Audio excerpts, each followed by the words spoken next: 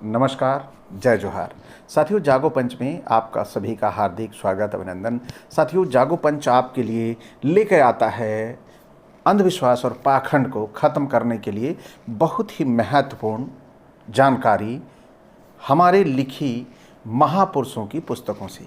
इसी संदर्भ में हम आपको इस समय जो एक सीरीज़ लाकर दे रहे हैं, पेरियार ललई सिंह यादव की कहानी, उसी क्रम में आज मैं आपको बताने वाला हूं कि जो इनकी पुस्तक थी आर्यों का नैतिक पोल प्रकाश, इस पुस्तक के विषय में उन्होंने बहुत सारी जो ऐतिहासिक और इसके अलावा और जो भी खोजें हो पाई वो सब अपनी पुस्तक में समेट कर ला के दे दिया कि आर्य लोग भारत कब आए और भारत कब आए, उनका रहन सहन क्या था और वो अपने आप को कैसे स्वयंभू देवता बन गए, कैसे ईश्वर बन गए और यहाँ के निवासियों को, जो यहाँ के आदि निवासी यानी जो मूल निवासी थे, उनको असुर बना दिया।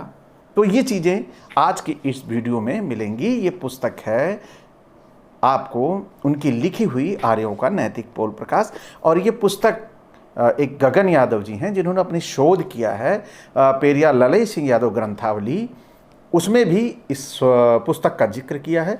तो वहीं से मैंने इन अंशों को लिया है। तो साथियों, आइए चलते हैं, मैं आपको उन अंशों के बारे में बताता हूं कि वास्तव में आर्य लोग क्या थे, कैसे थे, क्या खान पीन उनका था। ये सारी जानकारियाँ इस वीडियो में आपको मिलने वाली है।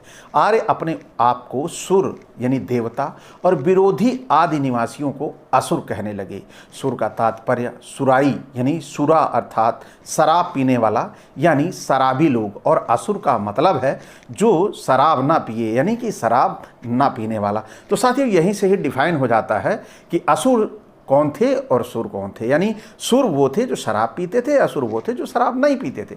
तो 6000 वर्ष ईसा पूर्व वोल्गा नदी के ऊपरी भाग में आर्यों का रहन सहन जंगली भेड़िए जैसा था। साथियों, कैसा था? जंगली भेड़िए जैसा था। ये पुस्तक के अंशों में लिखा गया है। और जाड़ों में बर्फीली गुफाओं में चर्बी जलाकर गर्म रखते, स्त्री पुरुष सभी नंगे रहते थे। शिकार के समय से ही यानी साही के कांटों से टके यानी सिले गुथे हुए चमड़े को पहनते थे, चमड़ा ओढ़ते बिछाते थे। जाड़ों में भेड़िया, चीता व रीछ, भालू व गर्मियों में गाय, बैल, घोड़ा, घोड़ी, गधा, गधी, भेड़, मेंढा, बकरा, बकरी, बारहसिंगा का शिकार प्रथम चरण में नोकदार लकड़ी, भाला द्वारा और अंतिम चरण में पत्थर के बने हुए नोकदार बाण, कुल्हाड़ी, जिसे परशु, जो परशुराम वाला फरसा दिखाते हैं ना, वो परशु यानी जिसे कुल्हाड़ी, तथा चाकू से भी स्त्री पुरुष मिलकर मारते थे तथा कच्चा व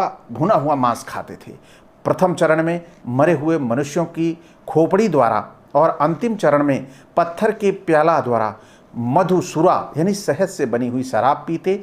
जो परिवार जाड़ों में मैदानी भागों में उतर आते, उन्हें गर्मी वाला शिकार यानी गाय, बैल आदि मिल जाया करता था।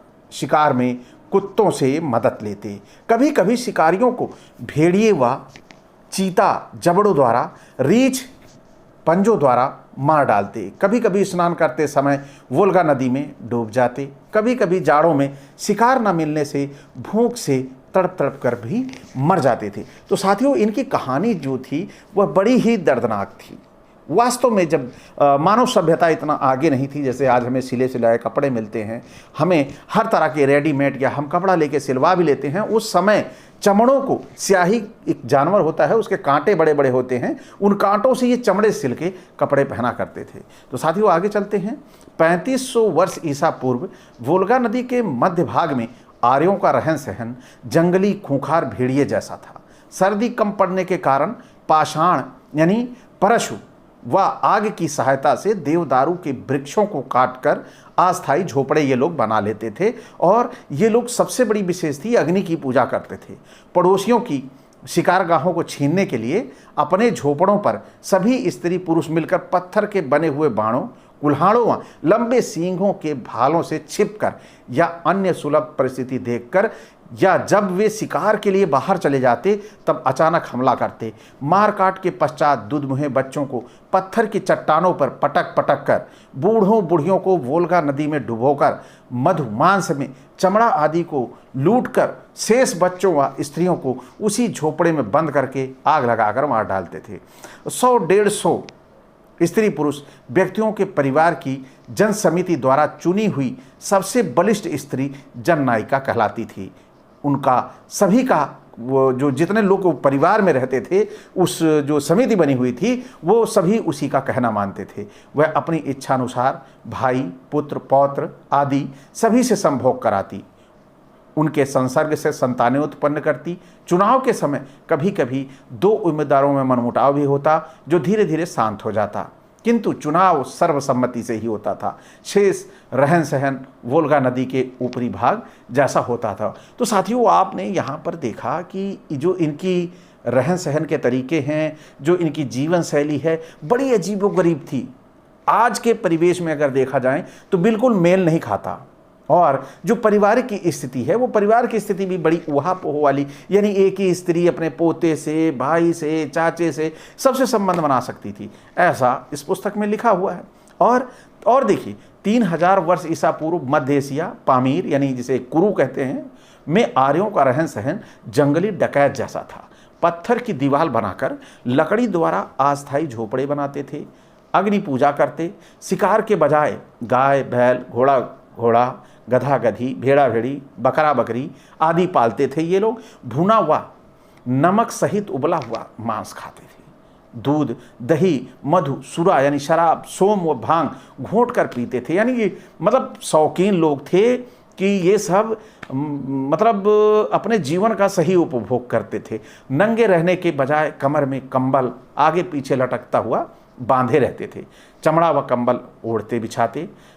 भारतीय असुर कारीगरों द्वारा बनी तांबा की वस्तुएं, पतीली, बाण, कुल्हाड़ी आदि बड़ी ही कठिनाई से एक व्यापारी से दूसरे, तीसरे, चौथे आदि व्यापारियों द्वारा चमड़ा व घोड़े के बदले में मिल जाया करती थी। पड़ोसियों के चरागाहों को छीनने के लिए उनके झोपड़ों पर सभी स्त्री पुरुष घोड़ों पर सवार होकर लंबे कुल्हाड़ों और लंबे सींगों के भाले से उपरोक्त वर्णित सुलभ समय में एकाएक आक्रमण करते। मार काट के पश्चात बच्चों, जवानों, बूढ़ों बुढ़ियों को मारकर धन, पशु धन और जवान स्त्रियों को लूट लेते। एक गांव का एक बलिष्ठ एवं योग्य पुरुष महापितर चुना जाता था। उसका सभी कहना मानते थे। वह युद्ध में सदा साथ रहता था। महापित्रोत्सव में नाच गाना, खान पान के साथ ही साथ तरुण तरुणियां यानी युवक युवतियां एक दिन और रात के लिए अस्थायी प्रणय बांधती थीं। महापित्रोत्सव प्रतिवर्ष मनाया जाता। स्त्री पुरुष का विवाह जैसा विधान बन गया।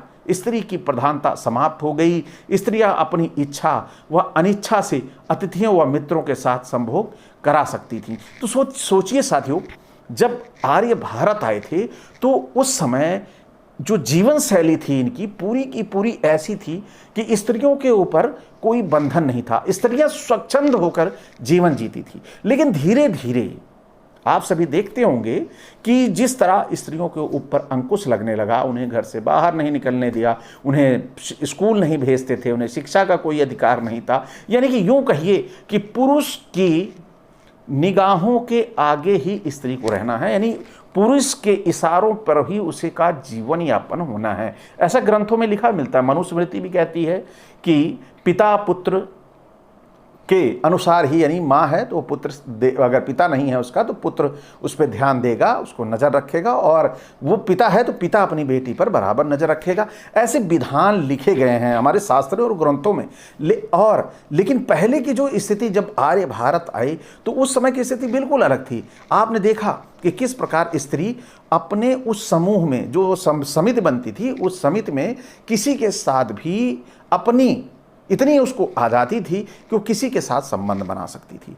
तो साथियों, ये था आर्यों की इस कहानी का ये छोटा सा अंश आर्यों का नैतिक पोल प्रकाश पुस्तक के तहत। तो साथियों, आप बने रहिए जागो पंच के साथ। जागो पंच अभी इस पुस्तक के बहुत सारे अंशों को आपको सुनाएगा और आपको इसमें नित नई जानकारियाँ मिलेंगी जो आर्य आज आपको दिखाई देते हैं, इनका पुराना कबीला कैसा था, ये आपको जानकारी होगी और अपने इनके पुराने रहन सहन के बारे में जानकारी मिलेगी। तो आप कहीं भी समाज में खुलकर ये बता सकेंगे कि आज ये जो अपने आप को तथाकथित ईश्वर की संतानें और पृथ्वी पर देवता बताते हैं, तो ये पृथ्वी के देवता कैसे जीवन यापन करते थे, ये आप सभी अच्छी तरह इस वीडियो में देख चुके हैं।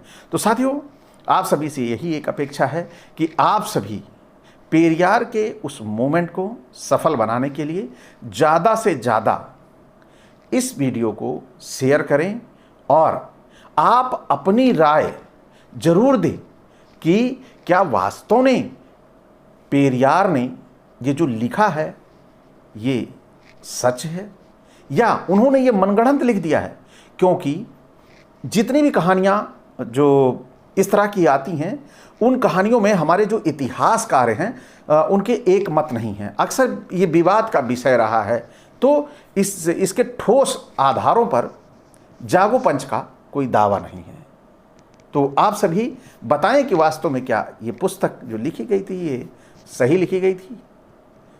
तो इसी इंतजार में आपसे विदा, नमस्कार, जय जोहार।